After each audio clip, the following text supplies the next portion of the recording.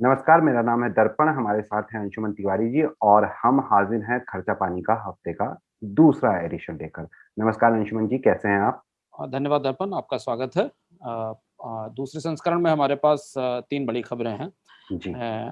Bank निजीकरण की गाड़ी फिर से घूमने लगी है।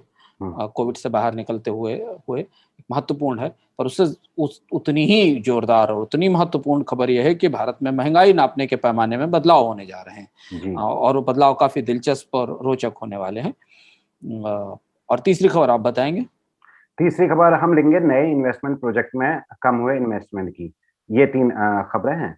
तो जी। सबसे पहले अंशुमन जी बैंक बैंक प्राइवेटाइज़ेशन की बात करी जाए। अभी आप बता रहे थे कि ओवरसीज़ बैंक और सेंट्रल बैंक का प्राइवेटाइज़ेशन के नाम क्लियर हो गए हैं, तो इस बारे में और क्या-क्या अपडेट्स हैं सर?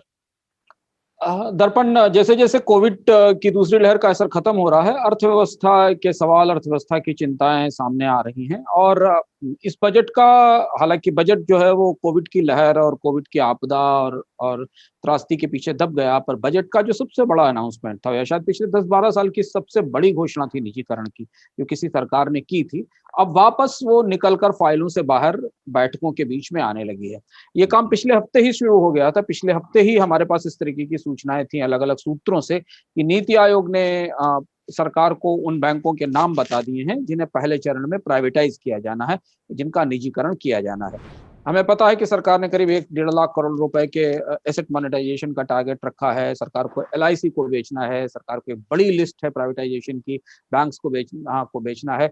अ, अप्रैल, मई, जून का समय लगभग निकलने वाला निकल गया। है। इसके बाद प्राइवेटाइज़ेशन और निजीकरण की प्रक्रियाएँ लंबी होती हैं, आसान नहीं होती, उन्हें बेचने में समय लगता है।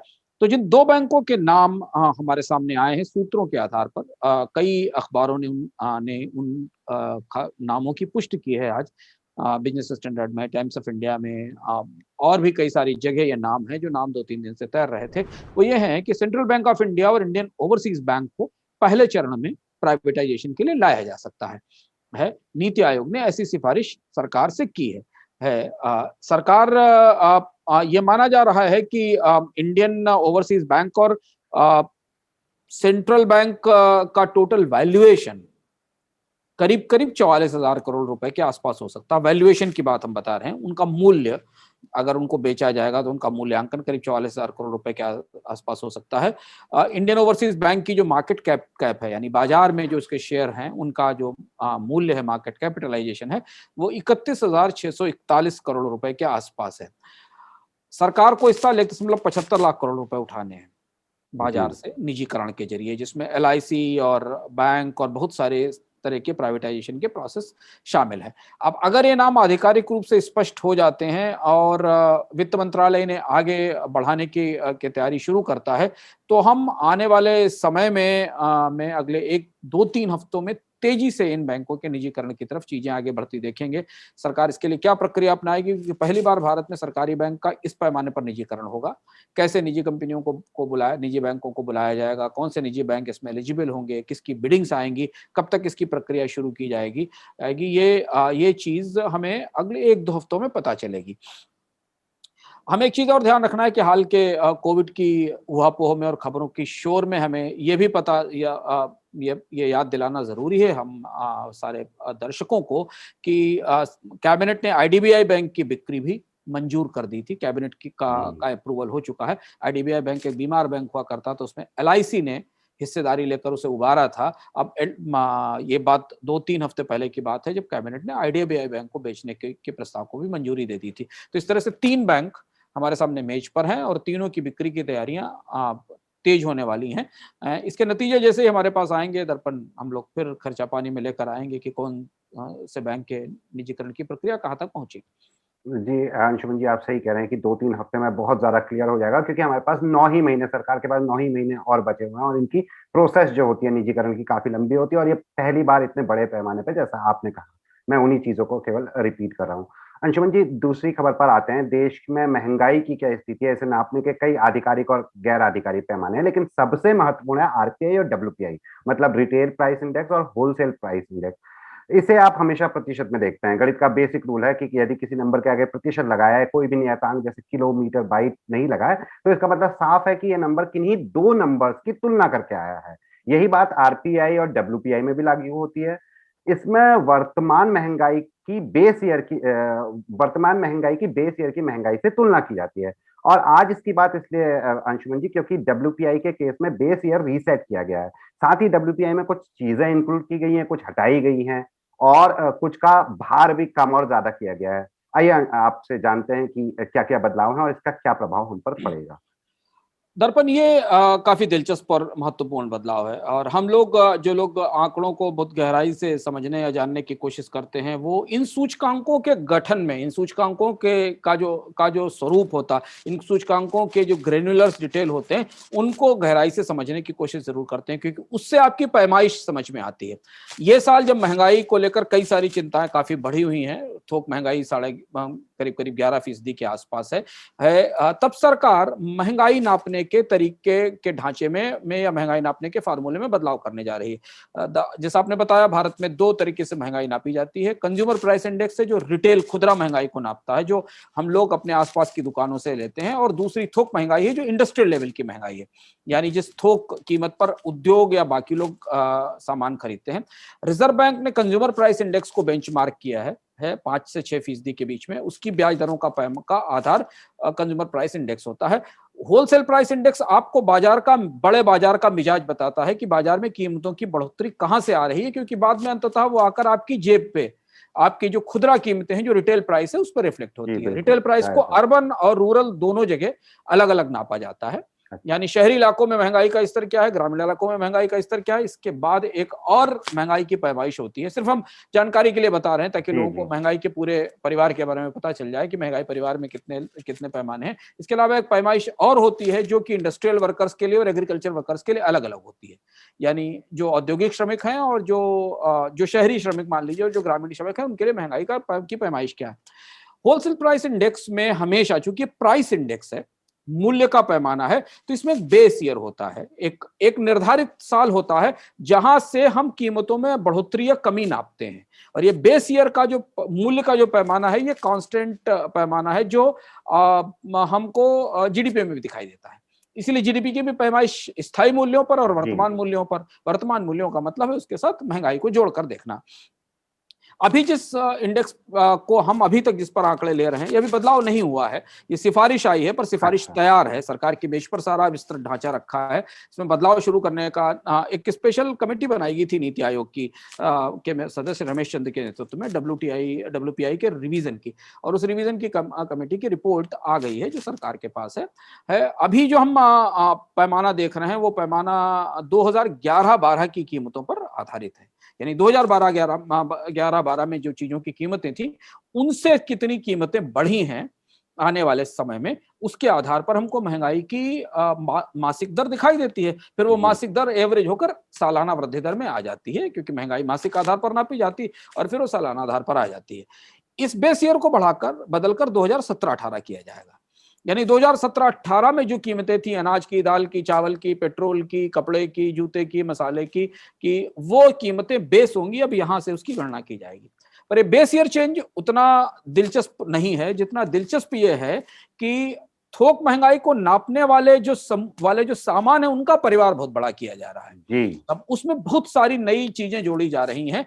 आप ये मानिए कि जो मौजूदा पैमाना है, उसमें लगभग 700 आइटम्स हैं, 692 आइटम्स हैं। ये आइटम्स फूड प्रोडक्ट भी हैं, ये आइटम्स कंज्यूमर प्रोडक्ट भी हैं, ये आइटम फैक्ट्री प्रोडक्ट्स भी हैं, ये आइटम कच्चा सामान भी है, कच्चा तिलहन दलहन अनाज भी है, इसमें बहुत सारी सर्विसेज भी हैं। ये करीब 700 आइटम्स हैं।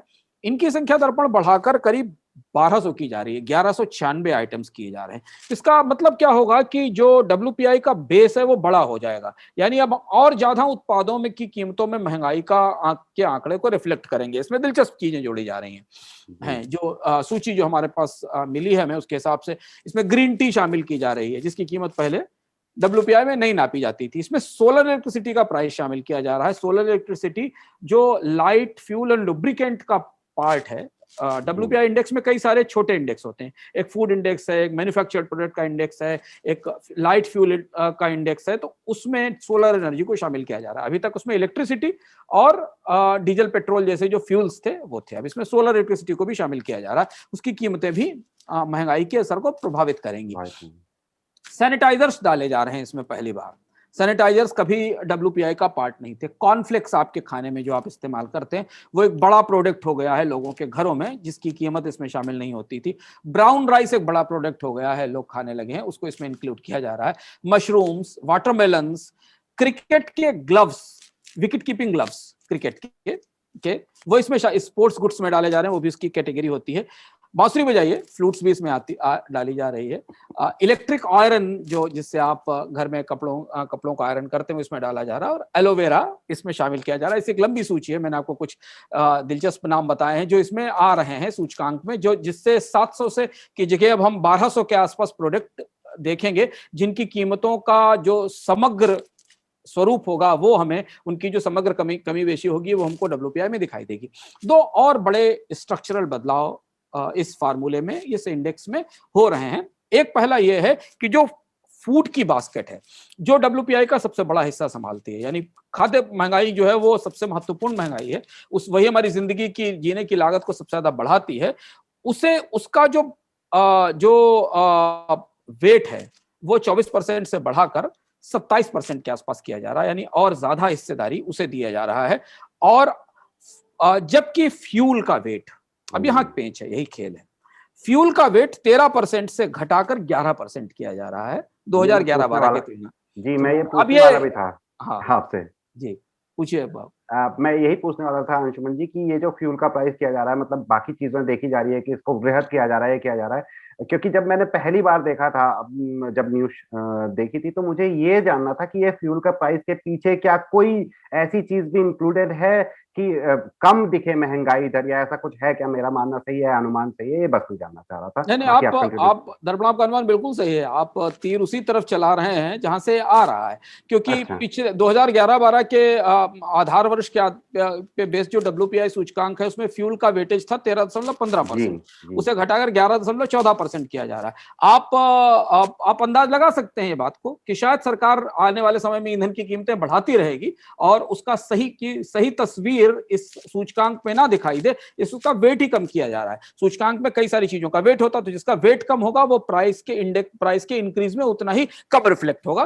प्राइमरी आर्टिकल्स का वेट बढ़ रहा है। मैन्युफैक्चर्ड प्रोडक्ट्स का वेट भी घट रहा है, ये भी इंपॉर्टेंट है। जहां महंगाई, मैन्युफैक्चर्ड प्रोडक्ट्स की महंगाई हमें ज्यादा परेशान कर रही है इन दिनों में, क्योंकि उसमें कच्चे माल की बढ़ी हुई कीमतें रिफ्लेक्ट होती हैं। डॉलर का महंगा सस्ता होना, रुपए का महंगा सस्ता होना रिफ्लेक्ट होता है, फ्यूल की कीमतों में बढ़ोतरी रिफ्लेक्ट होती। उसके वेट में भी जो आंकड़े हमारे पास है, उस हिसाब से करीब 1%, लगभग 2% की कमी की जा रही है। तो यानी आप ये भी कह सकते हैं कि मैन्युफैक्चर्ड प्रोडक्ट्स की महंगाई अगर बढ़ेगी तो वो थोक मूल्य सूचकांक में उतनी तेजी से नहीं दिखाई देगी जितनी तेजी से वो अभी के सूचकांक में जो आज चल रहा है उसमें दिखाई दे रही। फूड में थोड़ी सी बढ़ोतरी हो रही है। तो ये तो हम स्ट्रक्चरल चेंज है। एक और छोटी सी चीज जो सूचना इसमें देने लायक है वो एग्रीकल्चर प्रोडक्ट्स को लेकर है, क्योंकि एग्रीकल्चर प्रोडक्ट्स WPI बास्केट का एक बड़ा हिस्सा होते हैं। उसमें कई नई चीजें शामिल कर रही है सरकार। उसमें एलोवेरा शामिल कर रही है, उसमें ईसबगोल को शामिल कर रही है, उसमें मेंथॉल को, उसमें फेनल सीड को, स्पाइसेस में मेथी को दालों में कुछ नई दालों को, इन चीजों को भी एग्रीकल्चर के प्रोडक्ट्स में शामिल किया जा रहा है। अब ये फार्मूला, ये नया सूचकांक जब हमारे सामने बनकर आएगा, कब से लागू होगा ये नोटिफाई करेगी सरकार, और जब ये लागू होगा तब उसके बाद से महंगाई की दर में का जो नया आंकड़ा हमें मिलेगा वो नए फार्मूले के तहत नए तरह से होगा। तो हमें पता चलेगा कि कितनी महंगाई आपको दिखाई गई और कितनी महंगाई आंकड़ों में छिपाई गई। अंशुमन जी, तीसरी खबर थोड़ा डराने वाली लग रही है। पिछले वित्त वर्ष यानी 2020-21 में नए इन्वेस्टमेंट प्रोजेक्ट्स का मूल्य 5.18 ट्रिलियन रहा। अब ये आंकड़ा डराने वाला क्यों है, इसके लिए हमें तुलना करनी पड़ेगी, और ये तुलना ये कि वित्त वर्ष 2004-05 से लेकर आज तक ये सबसे न्यूनतम इन्वेस्टमेंट है। अंशुमन जी, ये स्वाभाविक था दर्पण, क्योंकि हमने पिछले पूरे साल का एक बड़ा हिस्सा लॉकडाउन में जाते हुए देखा, इस साल का भी हिस्सा लॉकडाउन में गया है। पर ये सिर्फ लॉकडाउन का ही असर नहीं, नए प्रोजेक्ट्स में जो निवेश है उसका घटना ये बता रहा है कि भारत में पिछले लगभग एक दशक से, बल्कि एक दशक से कुछ कम समय मान लें तो पिछले 6-7 सालों से भारत में कैपिटल इन्वेस्टमेंट लगातार गिर रहा है, और प्राइवेट कैपिटल इन्वेस्टमेंट तो बहुत तेजी से गिर रहा है, हम दशक के न्यूनतम लेवल पर हैं। उसी बीच में पहले तो ढांचागत मंदी थी, स्ट्रक्चरल रिसेशन था जो 2016-17 से शुरू हुआ था, और उसके बाद फिर लॉकडाउन की तरफ के जरिए कोविड से आने वाली रिसेशन आ गई, और इसके कारण जो नई परियोजनाएं थी, नए प्रोजेक्ट थे, उनमें रिकॉर्ड गिरावट आई है। और ये रिकॉर्ड गिरावट लगभग हमारे ये 2003 तक हमने इसमें बढ़ोतरी देखी थी प्रोजेक्ट्स में, और उसके बाद से 2005 के बाद से लोएस्ट लेवल है। अब इसका मतलब समझना जरूरी है कि अगर आप भारत में बेकारी के आंकड़े को इस गिरावट के आंकड़े के साथ पैरेलल देख करके रखें, क्योंकि ये सारे प्रोजेक्ट इंफ्रास्ट्रक्चर और मैन्युफैक्चरिंग से जुड़े हुए हैं, तो आपको ये स्पष्ट दिखाई देगा कि भारत में जैसे जैसे परियोजनाओं की संख्या घटी है, उनमें निवेश में गिरावट आई है, वैसे वैसे ही भारत में रोजगारों की संख्या भी कम हुई है और बेकारी बढ़ी है। तो जो पूरा साइकिल है, जिस साइकिल में सरकारें चाहती हैं कि लोग ज्यादा से ज्यादा निवेश करें, वो नहीं हो रहा। और आप इसे बजट की रोशनी में देखिए, कितनी रियायतें कंपनियों को नहीं दी गई, कितना सस्ता कर्ज नहीं दिलाया गया। सरकार ने सब कुछ दिया, लोगों पर टैक्स लगाकर कंपनियों को रियायत दी। लेकिन आप एक तरफ से अगर देखना शुरू करें, सारे के सारे महत्वपूर्ण सेक्टर से, जहां से आपको रोजगार की उम्मीद है, मैन्युफैक्चरिंग में या बाकी चीजों में, वहां सब जगह निवेश में, परियोजनाओं में कमी आई है। और पिछले साल तक 16.28 लाख करोड़ रुपए की परियोजनाएं पाइपलाइन में थी, अब वो घटकर 5.18 लाख करोड़ रुपए की रह गई, यानी जो परियोजनाएं पाइपलाइन में थी वो भी रुक गई हैं। ये इस बात का भी संकेत है कि शायद अगले 2-3 साल तक कंपनियों को इकोनॉमी में किसी बड़ी रिकवरी की उम्मीद नहीं है, इसलिए वो शायद नए निवेश को करने से अभी हिचकेंगी, जब तक उनको ये गारंटी ना मिल जाए कि अर्थव्यवस्था तेजी से रिवाइव होगी, लोगों की डिमांड लौटकर आएगी। जो आंकड़े हमें मिल रहे हैं, उस हिसाब से जो इंडस्ट्री वाइज आंकड़े, उसमें कुछ महत्वपूर्ण चीजें हमको दिखता है कि पिछले एक साल की जो गिरावट का आंकड़ा है, सबसे तगड़ी गिरावट हमको ट्रांसपोर्ट में दिखती है जी। ट्रांसपोर्ट भारत का चौथा सबसे बड़ा एम्प्लॉयमेंट सेक्टर है, दोनों तरफ से। ट्रांसपोर्ट सेक्टर में काम करने वाले लोग और ट्रांसपोर्ट बनाने वाले लोग, ऑटोमोबाइल पर हम बात कर चुके हैं, भारत में संगठित क्षेत्र का सबसे बड़ा हिस्सा है। उससे साथ जुड़ी हुई फाइनेंशियल सर्विसेज हैं, उससे साथ जुड़ी हुई एंसिलरी इंडस्ट्री है जो ऑटो पुर्जे बनाती है, और उसके आगे एक सर्विस नेटवर्क है।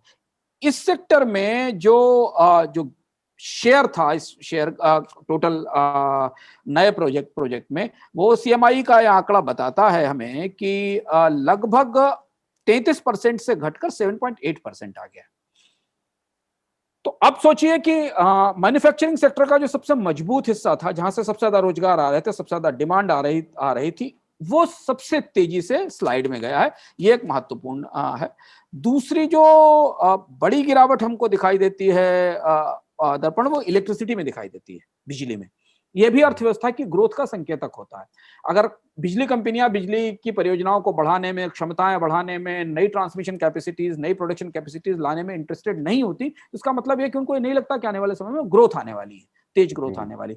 उन परियोजनाओं का हिस्सा भी 22.8% से घटकर 16.9% रह गया है। ये दो सेक्टर हमारे सामने हाईलाइट होते हैं बड़े पैमाने पर गिरावट के लिए। लेकिन 2020-21 एक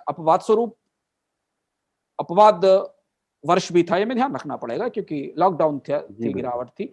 2021-22 का जो आंकड़ा हमारे सामने आएगा, उससे हम थोड़ी वास्तविक स्थिति जान पाएंगे। लेकिन जो गिरावट की ट्रेजेक्ट्री है, या जो गति है गिरावट की, वो लगातार हमें दिखाई दे रही है। और इसका असर अगर इकोनॉमी में रिवाइवल को लेकर लोगों में भरोसा या आश्वस्ति नहीं हुई कंपनियों में, तो वो नया निवेश नहीं करेंगी। इसे आप एक और आंकड़े से के साथ पढ़ सकते हैं, वो है बैंकों के कर्ज का आंकड़ा। बैंकों के कर्ज के आंकड़े में दिखाई देता है कि किस सेक्टर को कितना कर्ज दिया गया। तो आपको दिखाई देगा कि उन्हीं सेक्टर्स में प्रोजेक्ट में सबसे तेज गिरावट आई है जिन सेक्टरों को बैंक का कर्ज भी गिरा है। यानी वो सेक्टर बैंक के पास कर्ज लेने नहीं गए और उन्हीं सेक्टर्स में सबसे ज्यादा बेकारी भी आई है। तो ये है वो त्रिकोण, जिस त्रिकोण को हम इस आंकड़े के जरिए समझ सकते हैं। जी, मुझे यही शुरू में समझ में आया कि ये आंकड़ा स्टैंड अलोन नहीं देखा जा सकता। बेरोजगारी भी इससे जुड़ी हुई है, जो अगर थोड़ा-सा भी सोचे तो समझ में आती है कि अगर नया इन्वेस्टमेंट नहीं होगा तो कैसे? खैर, शुक्रिया अंशुमन जी। तो आपको आज का एपिसोड कैसा लगा? साथ ही इन जनरल आपको इस शो के बारे में क्या राय है बताइएगा कमेंट में। जुड़ने के लिए शुक्रिया। फिर से शुक्रिया अंशुमन जी आपका। बहुत बहुत धन्यवाद।